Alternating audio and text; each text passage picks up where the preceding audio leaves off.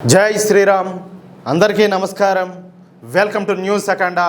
నేను మీ కస్తూరి శ్రీధర్. మిత్రులారా, పార్లమెంటు ఉభయ సభల్లో కూడా ప్రతిపక్షాల హైడ్రామా రసాబస మరొకసారి తారాస్థాయికి అయితే చేరింది. ఢిల్లీలో ఒకవైపు భారీ వర్షం కురుస్తున్న ప్రతిపక్ష ఎంపీలు గొడుగులు పట్టుకుని వీధుల్లోకి వచ్చి మరి నిరసనల పేరుతో హైడ్రామా చేయడం మొదలుపెట్టారు. ప్రియాంక వాద్రా నుంచి రాహుల్ గాంధీ వరకు ప్రతిపక్ష నాయకులంతా కూడా ఏకమైపోయి మకర ద్వారం వద్దకు చేరుకొని అమిత్ షా సభలోకి రావాలంటూ నినాదాలతో హోరెత్తించారు. ఒకవైపు రామ మందిరం, పేపర్ లీక్ అంశాలు, మరోవైపు వర్షంలో గొడుగుల డ్రామాలు. ప్రతిరోజు లాగానే ఈ రోజు కూడా లోక్సభ, రాజ్యసభల కార్యకలాపాలు స్తంభించిపోయేలా చేశారు. కాదియా, ప్రజాధనం ఎంత దుర్వినియోగం అవుతూ ఉంటుందా ప్రతిరోజు కూడా. ఒకసారి మీరే గమనించండి. ఈసారి పార్లమెంట్ సమావేశాలు స్టార్ట్ అయిన తర్వాత ప్రతిరోజు కూడా ఇదే గోల, ప్రతిరోజు ఇదే గొడవ ప్రతిరోజు కూడా. ఈ రోజు రాజ్యసభలో మల్లికార్జున ఖర్గే అలాగే కేంద్ర మంత్రి అయినటువంటి కిరణ్ రిజిజు మధ్య మాటల యుద్ధం కూడా గట్టిగానే జరిగింది. ఇవాళ పార్లమెంట్ లో జరిగినటువంటి రగడను ఏదో ఒక మామూలు గొడవగా తీసుకుంటే ఖచ్చితంగా పొరపాటే.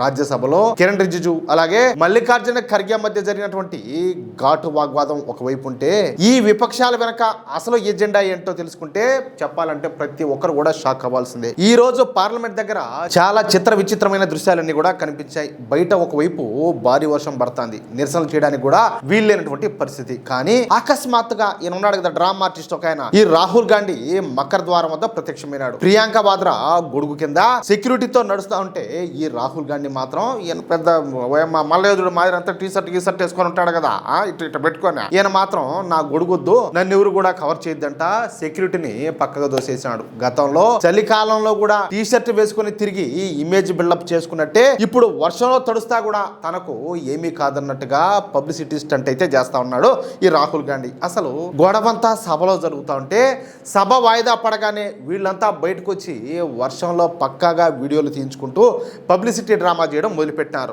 లోపలే కూర్చొని మాట్లాడుకోవాల్సిన విషయాన్ని బయట వర్షంలో నిలబడి కెమెరాలకు ఫోజులు ఇవ్వడం ఎందుకో, దాని వెనక ఉద్దేశం ఏంటో ప్రజలకు ప్రత్యేకంగా చెప్పాల్సిన అవసరమే లేదు. ఇప్పుడు నువ్వు సమస్యల మీద పోరాటం చేయాలనుకుంటే లోపల నీకు అవకాశం ఉంటుంది కదా మాట్లాడేదానికి, లోపల మాట్లాడు, జనాలంతా చూస్తారు కదా. బయటకు వచ్చి డ్రామాలు, ఈ చిల్లర వేషాలు అన్ని ఎందుకు ఇవన్నీ కూడా. ఇలాంటి చౌకబారు పబ్లిసిటీ స్టంట్లు చేయడం, ఆ తర్వాత సోషల్ మీడియాలో నెటిజన్ల చేతిలో విపరీతంగా ట్రోల్ అవడం వీళ్ళకు చెప్పాలంటే అలవాటుగా మారిపోయింది. వీళ్ళకేం కొత్త ఏం కాదు, చేస్తా ఉంటారు, అనిపించుకుంటా ఉంటారు. గొడుగులు తీసేయండి అంటూ అక్కడేదో పెద్ద సీన్ క్రియేట్ చేశారు. వీళ్ళేదో స్వాతంత్రం కోసం ఏదో పోరాటం చేసినట్టు.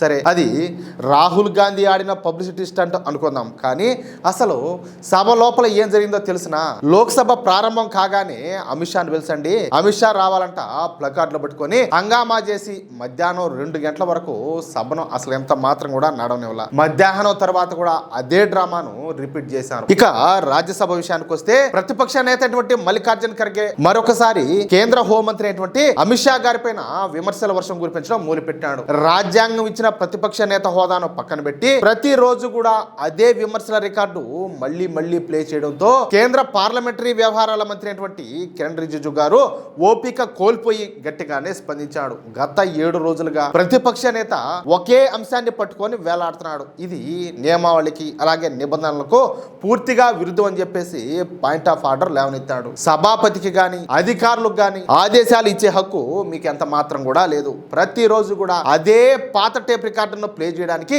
ఇదేం థియేటర్ కాదంటూ కిరణ్ రిజిజు మల్లికార్జున ఖర్గే ముఖం మీదనే గట్టిగా అయితే సమాధానం ఇచ్చాడు. చివరికి కొత్తగా ఎన్నికైనటువంటి పవన్ ఖేడా తొలి ప్రసంగం చేయడానికి లేచిన ఆయన్ను కూడా మాట్లాడనివ్వకుండా ఈ కాంగ్రెస్ సభ్యులే అడ్డుకున్నారు. దీన్ని బట్టి సభను నడవనివ్వాలన్న ఉద్దేశం వీళ్లకు ఎంత మాత్రం ఉందో, ప్రజాస్వామ్యం పైన ఎంత గౌరవం ఉందో ప్రజలే ఒకసారి ఆలోచన చేయాల. అంటే రాజ్యసభలో ఖర్గే అయినా, బయట వర్షంలో ఉన్నటువంటి రాహుల్ గాంధీ అయినా రోజు కావాలనే ఈ హంగామా చేస్తున్నారా అన్న సందేహం ప్రతి ఒక్కరిలో కూడా ఉండాలి. సందేహం కాదు, అదైతే నిజమే. అసలు వీళ్ళు ఇంత రచ్చ ఎందుకు చేస్తున్నారు, దాని వెనక ఉన్నటువంటి అసలు కారణం ఏంటో తెలిసిన, ఆగస్టు 15 స్వాతంత్ర దినోత్సవం తర్వాత పార్లమెంట్ ప్రత్యేక సమావేశాలు ఉంటాయని చెప్పేసి విస్తృతంగా ప్రచారం జరిగిన నరేంద్ర మోడీ ప్రభుత్వం మాత్రం ఆగస్టు 13వ తేదీ లోపే కొన్ని అత్యంత కీలకమైన చారిత్రాత్మక ఘట్టాలను తీసుకురావడానికి రంగం అయితే సిద్ధం చేసింది. విపక్షాల గుండెల్లో నిద్రపోతున్నటువంటి ఆ అసలు భయం ఏంటో తెలిసిన FCRA అంటే ఫారిన్ కాంట్రిబ్యూషన్ రెగ్యులేషన్ యాక్ట్.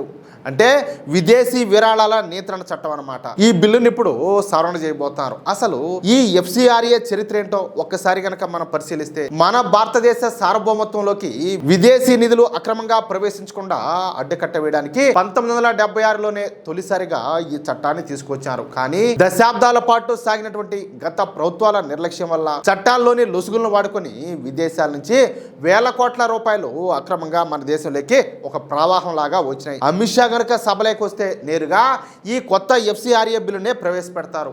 ఈ బిల్లు గనక చట్టంగా మారితే విదేశాల నుంచి వచ్చేటటువంటి నల్లధనం, క్రైస్తవ మిషనరీల మత మార్పిడి దందాలు, ఈ మౌల్వీలు అలాగే మౌలానాల కన్వర్షన్ నెట్వర్క్లు, చివరకు మన సరిహద్దుల్లో జవాన్లను బలి తీసుకునేటటువంటి జిహాదీలకు, అర్బన్ నక్సైట్లకు ఫండింగ్ ఇచ్చేటటువంటి దేశ వ్యతిరేక ఎన్జిఓ గ్యాంగుల పునాదులు శాశ్వతంగా కదిలిపోతాయి. అంటే మన దేశానికి ధర్మానికి వ్యతిరేకంగా బయట దేశాల నుంచి ఏదైతే బ్లాక్ మనీ మన దేశంలోకి వస్తుందో అవన్నీ కూడా అంతే, వాటికి ఉండే అడ్డంకులన్నీ కూడా తొలగిపోతాయి. ఇక్కడ మోడీ ప్రభుత్వం ఏమి మీరు డబ్బులు పంపించొద్దని చెప్పడంలా, మీరు దేనికి పంపిస్తున్నారో స్పష్టంగా చెప్పాలా. మీరు దేనికోసం అయితే చెప్పి మీరు డబ్బులు తెచ్చుకుంటారో దానికోసమే ఖర్చు చేయాలా, దేనికి ఎంత ఖర్చు చేస్తారో లెక్కలు చెప్పాలా. ఇదంతా కూడా కొన్ని షరతులు అయితే విధించింది. అందుకే ఈ రాహుల్ గాంధీ అనుకో ఏ పరిస్థితుల్లోనూ ఈ ఎఫ్సిఆర్ఏ చట్టాన్ని పార్లమెంట్ లోకి రానివ్వకూడదని చెప్పేసి సభ సాగకుండా అడ్డుకుంటున్నారు. ఈ రహస్య విద్రోహ కుట్రను స్వయంగా కాంగ్రెస్ సీనియర్ నేత కేసీ వేణుగోపాల్ నోరు జారి ఒప్పేసుకున్నాడు. ఈ ఎఫ్సిఆర్ఏ బిల్లును మాత్రం మేము ఎట్టి పరిస్థితుల్లో కూడా పార్లమెంట్ లోకి రానివ్వని చెప్పేసి ఆయన మీడియా ముందే బయట పెట్టేశాడు. ఈ డ్రామా వెనుక కేవలం దేశ రాజకీయాలు మాత్రమే లేవు. అమెరికాలోని డీప్ స్టేట్ శక్తులు భారత ఆర్థికంగాను అలాగే ఆధ్యాత్మికంగా ఎదుగుతుంటే చూసి ఓర్వలేక కుట్రలు పన్నేటటువంటి జార్జ్ సోరెస్ వంటి అంతర్జాతీయ కుట్రదారుల తీవ్రమైన ఒత్తిడి అంతా కూడా ఉండాలి. విదేశీ నిధులతో మన పవిత్రమైన భారతావనిలో సాగిస్తున్నటువంటి అక్రమ మత మార్పిడులు, నక్సలైట్లకు అందుతున్నటువంటి రహస్య ఫండింగ్, ప్రతి మంచి పని పైన విషయం చిమ్మేటటువంటి రాడికల్ జర్నలిస్టులు అలాగే ఫోర్ట్ ఫౌండేషన్ లాంటి గ్లోబల్ సంస్థల దందాలకు శాశ్వతంగా తాళం పడుతుందనే భయంతోనే విపక్షాలు లోక్సభను అలాగే రాజ్యసభను ప్రతిరోజు కూడా భ్రష్టు పట్టిస్తున్నాయి. ఎంత మాత్రం కూడా సమావేశాలు జరగనివ్వడంలే. కానీ జాతీయవాద భావజాలంతో దేశ భద్రతకు అత్యున్నత ప్రాధాన్యం ఇచ్చేటటువంటి మన మోడీ ప్రభుత్వం ఇలాంటి బెదిరింపులకు ఎట్టి పరిస్థితుల్లో కూడా తలొగ్గేటట్టయితే కనిపించడంలే, తలొగ్గదు కూడా. భారత సార్వభౌమత్వాన్ని కాపాడడానికి హోంమంత్రి అమిత్ షా గారు అకస్మాత్తుగా సభలోకి రావడం, ఈ వారంలోనే సంచలనాత్మక ఎఫ్సిఆర్ఏ బిల్లును ప్రవేశపెట్టి ఉభయ సభల ఆమోదం కూడా పొందేలా చేయడం మాత్రం ఖాయంగా కనపడుతుంది. మిత్రులారా చూశారు కదా, పేపర్ లీక్ అని అలాగే రామ మందిరం అని చెప్పే సాకులు చెప్తూ అమిత్ షా జవాబు చెప్పాలని చెప్పేసి ప్లకార్డులతో రోజుకో డ్రామా ఆడుతున్నటువంటి ప్రతిపక్ష పార్టీల యొక్క అసలు ముసుగు పూర్తిగా తొలగిపోయింది. విదేశీ నిధుల దందాను తమ నల్లధన సామ్రాజ్యాన్ని కాపాడుకోవడానికే రాహుల్ గాంధీ అండ్ గ్యాంగు భయపడి ఇప్పుడు అల్లాడిపోతుంది. కానీ మన దేశ సరిహద్దులను దేశ సంస్కృతిని కాపాడేటటువంటి మోడీ ప్రభుత్వం ఈ ఎఫ్సిఆర్ఏ చట్టంతో దేశ ద్రోహ శక్తుల పప్పులు ఉడకనివ్వడానికి ఎంత మాత్రం కూడా సిద్ధంగా లేదు. అది అసలు విషయం. అయితే ఈ న్యూస్ కనుక మీకు నచ్చినట్లయితే వెంటనే ఈ వీడియోని లైక్ చేసి మీ మిత్రులకు అందరికి కూడా షేర్ చేయండి. అలాగే ఈ వీడియో పైన మీ అభిప్రాయం ఏంటో ఖచ్చితంగా కామెంట్ చేయండి. అలాగే ఇంతవరకు మీరు కనుక మన ఛానల్ను సబ్స్క్రైబ్ చేసుకున్నట్లయితే ప్రతి ఒక్కరు కూడా మన ఛానల్ను సబ్స్క్రైబ్ చేసుకోండి, సపోర్ట్ చేయండి ప్లీజ్. జై శ్రీరామ్, జై హింద్, భారత్ మాతాకి జై.